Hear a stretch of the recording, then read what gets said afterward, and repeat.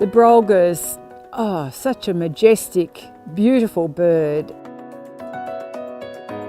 They're a large grey water bird and they inhabit wetlands. They're quite vocal, they will call to each other. We're just out of Rutherglen, about 5 kilometres east of Rutherglen, and we're in a beautiful site that the Brolgas obviously love.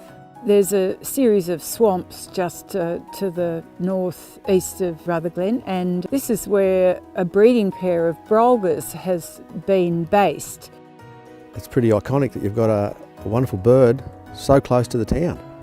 They're so threatened here in the northeast. Rutherglen put in for a project, and they established a project not only in educating the community about our beautiful Brolgas here, but also in trying to protect this area. And we saw that here, it was the foxes that were the main issue. Yeah, the community involvement with the Brolgas has been fantastic since the Rutherglen Landcare Group sort of initiated it and made the local people more aware of how important these Brolgas are and that they live here and breed here.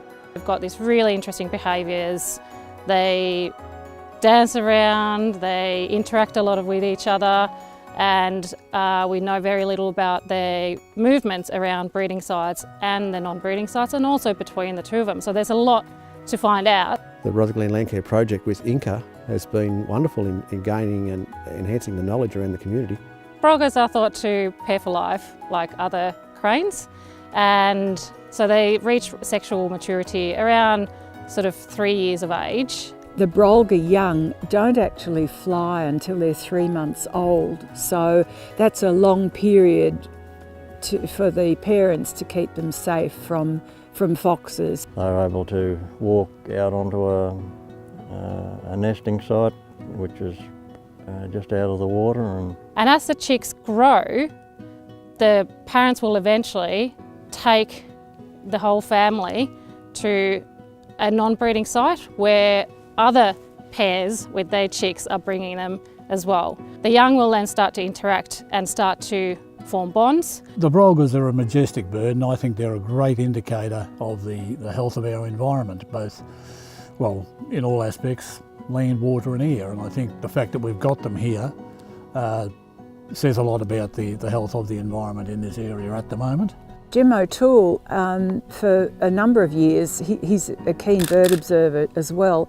He's been observing the Brolgas and photographing them, and has produced a huge number of wonderful images. Oh, they take an excellent photo, and I think, you know, I've probably got a couple of hundred shots up there that I've bothered to keep out of the many thousands that I've taken over the years.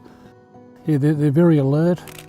I think they do get to know you after a while. You know, even driving past and you actually see them standing there, just so stately. So the main threats to Brolgas are habitat loss, predation, particularly from feral predators like the fox, collisions with power lines and fences, and damage to the habitat from stock, particularly cattle. Fox control is a big issue, particularly for the ones that are here, but we really need to have breeding successes so we get more coming back.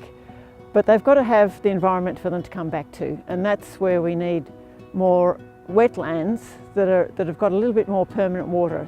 Fencing off a small wetland area probably be not much commercial value to a farmer, and the benefit to the Brolgas and all the other water birds as well would be magnificent if a few more projects like that could get up.